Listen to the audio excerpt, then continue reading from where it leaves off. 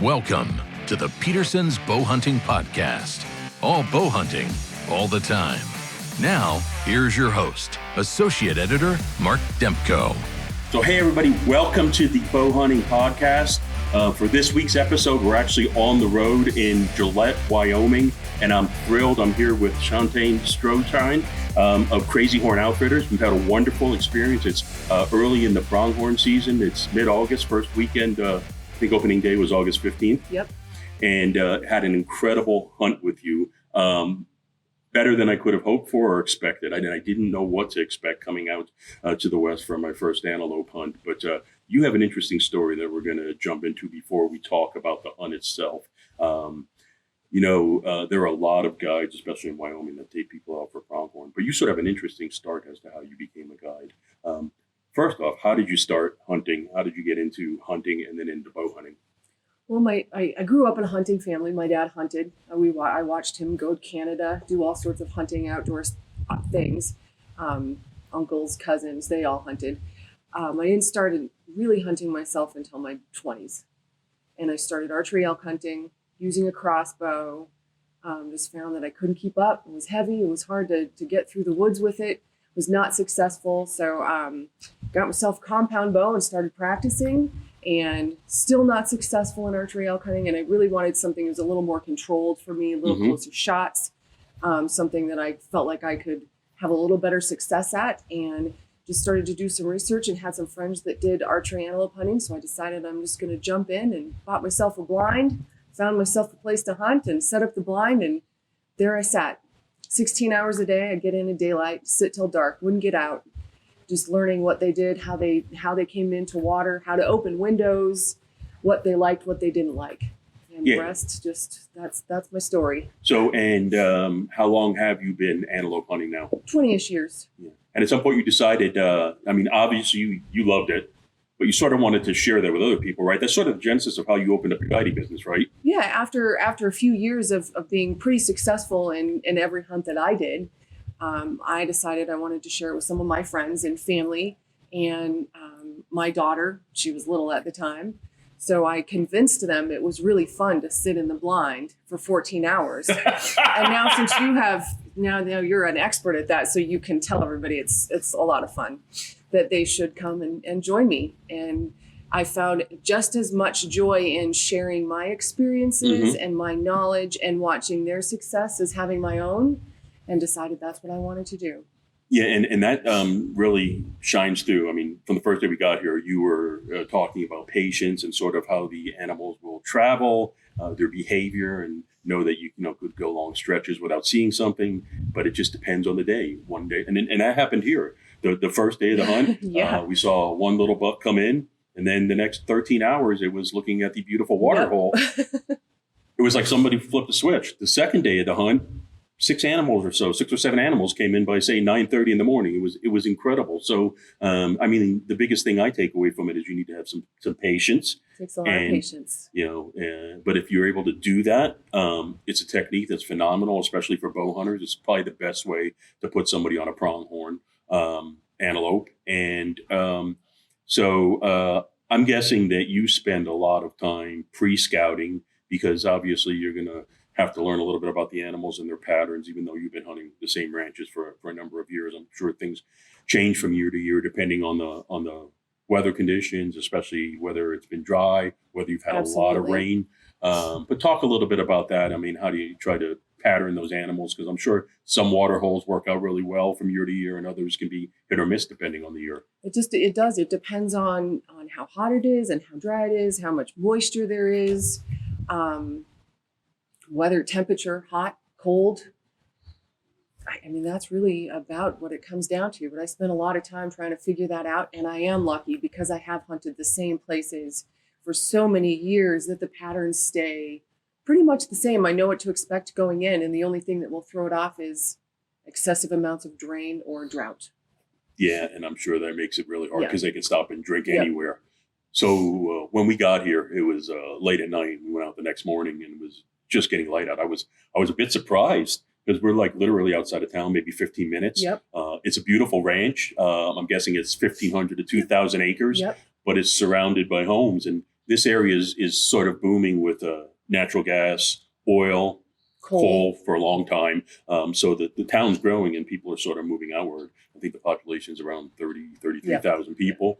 So that was a little surprising to me. I had no problem with it because I hunt in all my bow hunting areas for whitetails. I don't hunt anywhere where I don't see homes. So that was pretty cool knowing that, you sort of expect to be maybe out in the middle of nowhere, but you were surrounded. But we saw a ton of pronghorns, a ton of antelope, and even on the day we sat on the blind, we saw a bunch going in, a bunch coming out. Yeah. On that first day, we only had one come into water. I knew they were there. Second day, and this morning we went out to a little driving around. They're everywhere, and so talk about that. They live on this ranch, but I'm guessing they travel back and forth between the housing developments and the neighboring ranches. But they just sort of learn to live in that area. Yeah, they have their natural habitat, and I don't know, how many miles, but I mean they'll travel quite a ways. But they like to stay where they stay. It's kind of their home, and that ranch. Those antelope are there 90% of the time that I go in and out, and they may venture out a little bit, and then they just come right back in. And I have bigger, you have bigger places that are further out and no houses around. But when you have the concentration of antelope and the success rate, which it makes it really nice to be able to hunt there. Yeah. Now you do pronghorn hunts, through about the end of September for archery? Yep. And then you also do firearm hunts? I do. Yep. Starts October 1st for firearm. Yeah. Now, when you're hunting the blinds and the waterholes, do you use that technique primarily through the end of the archery season? Do you do some spot and stalk if you need to? And how do you set those up? We'll do spot and stalk. I base it on what the client really wants. If they want to come out and give it a try, we'll definitely do it. And we'll use some decoys and crawling through the sagebrush and cactus and, whatever you need to do to make it work. You have to be able to shoot maybe a little bit further than a controlled situation sitting in a blind, but it's a lot of fun. Spoiler alert. I wanted to see a cactus and I didn't see one until at the end of the hunt. I got a beautiful antelope and I bent over and put my hand into one and I was like, oh, there's one. Ow. Anyway, so no, that was a pretty exciting experience. But I was very fortunate to take a pronghorn on the second day of the hunt. Mid-morning, was probably around 9:30, 10 o'clock. Beautiful animal, and probably about a 26-yard shot, if I remember.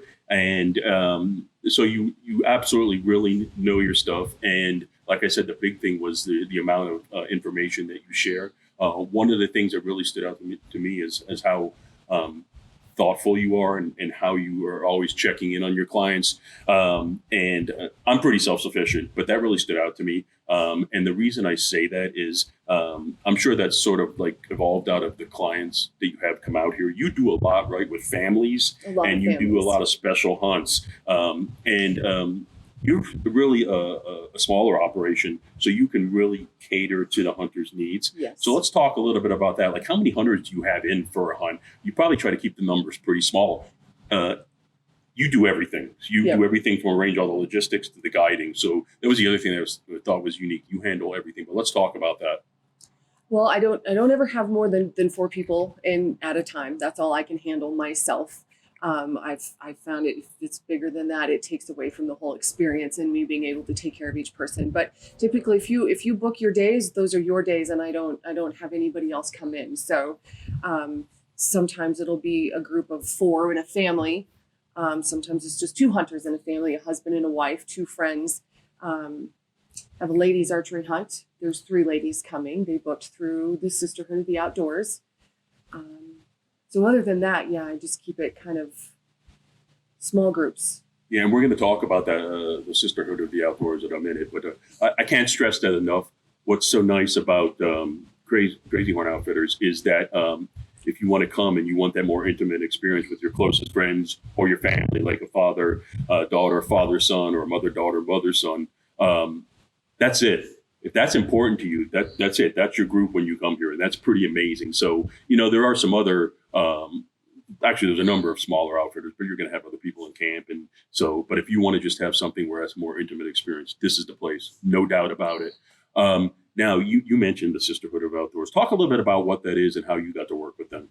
It is a women's hunting organization, and the owner, she's from Georgia, and she started this providing hunting opportunities for women, essentially, vetting outfitters and guides, and taking away that uncertainty for women, women hunting with other women, providing the opportunities, putting the hunts together so the ladies can just come in and click a button and say, okay, I'm going to show up there and someone's really going to show me what to do, how to do it. It's anywhere from beginners to very successful, archery hunters.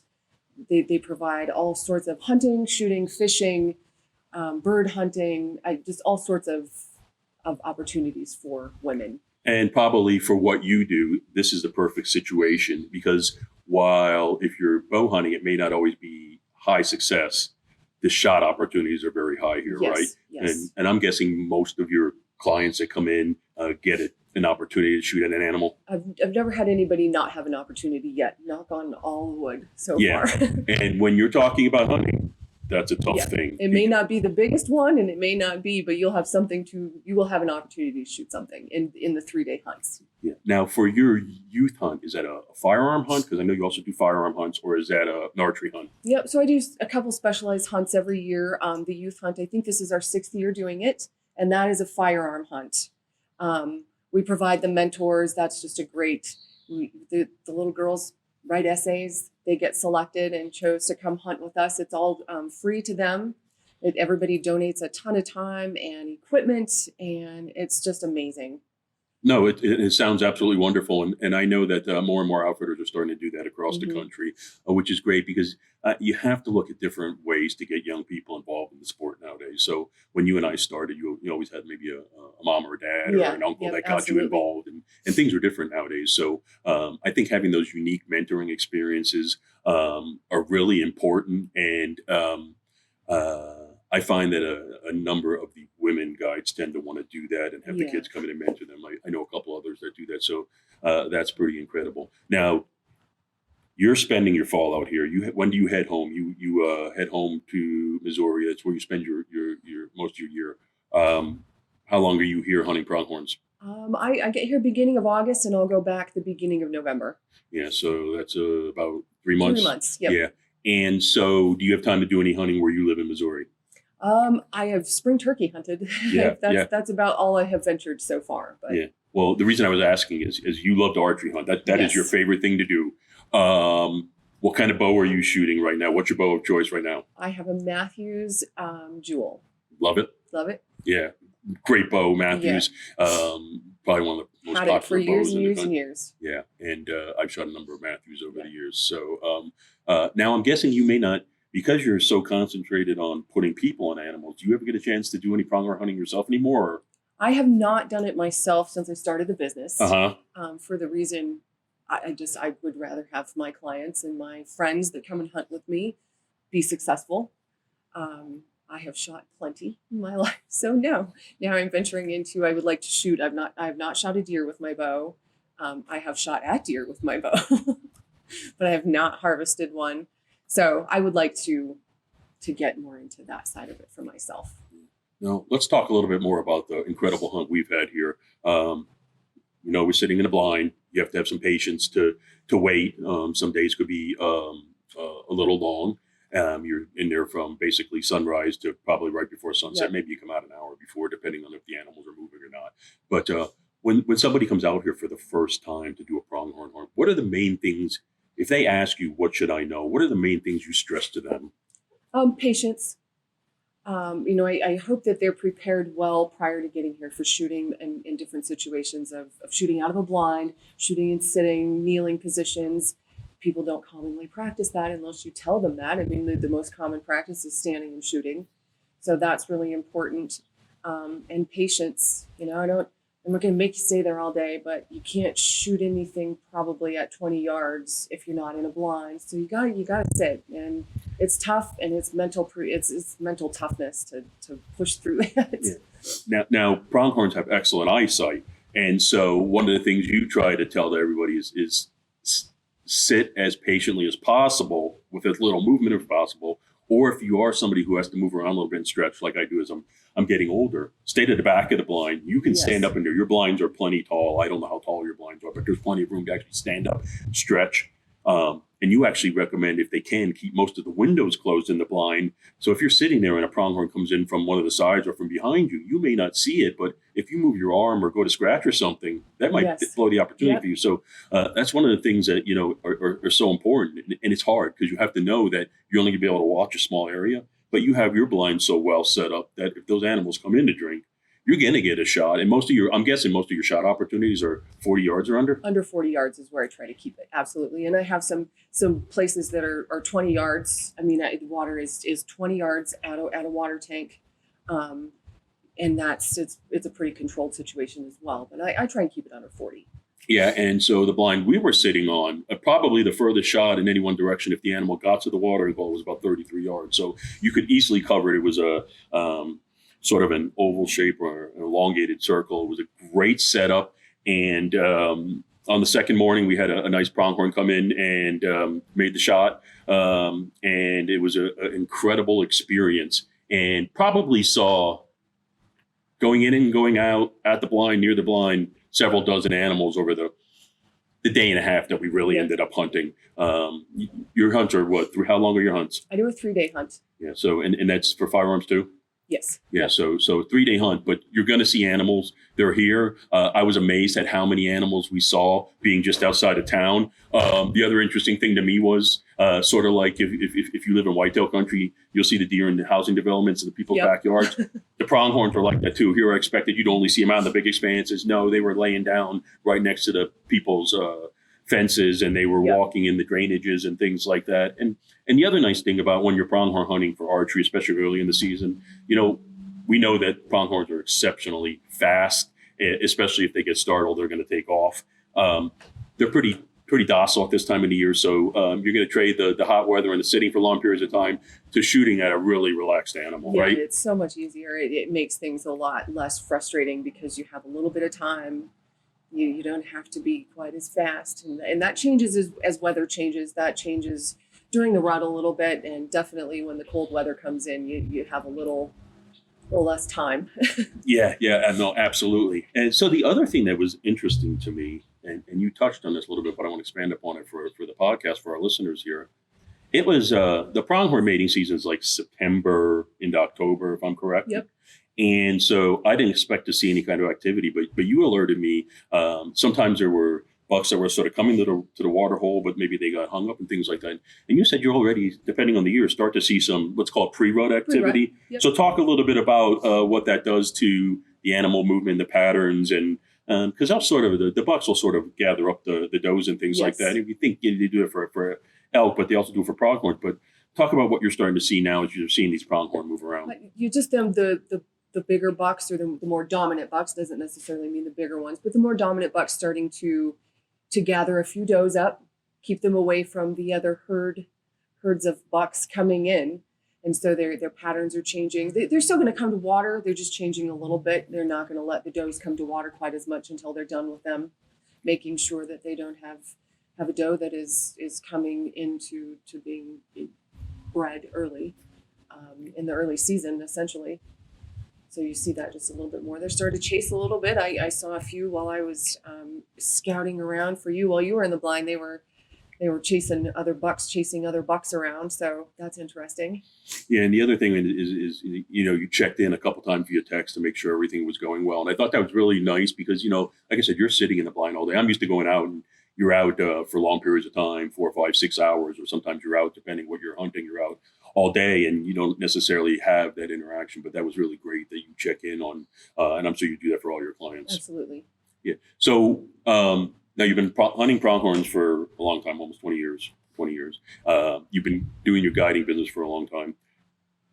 Is there something about hunting these animals that still surprises you or catch you off guard? Because obviously there's something that drives you to continue to do this. Is there anything where you're still driven to want to learn and get better, or you're like, man, these animals do this? I don't know if you ever know 100% what's going to happen, because they are wild animals, and regardless of being out in a little bit of the rural, neighborhoods and things, they're still wild animals, and you still cannot guarantee every second is going to be just like you thought. And so it surprises me every day. I mean, the first day of your hunt, I was so surprised. We didn't have any does water at your water hole.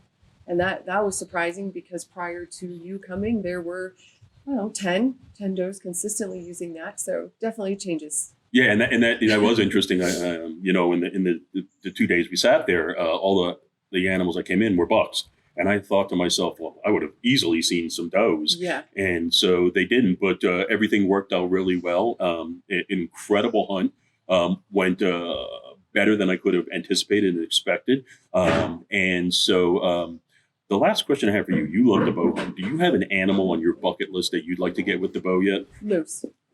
You'd like to go for moose? Yep. Yeah. So, and everybody has one. For me, Yeah, it's I'd like to get out for elk at some point, but moose is an incredible experience.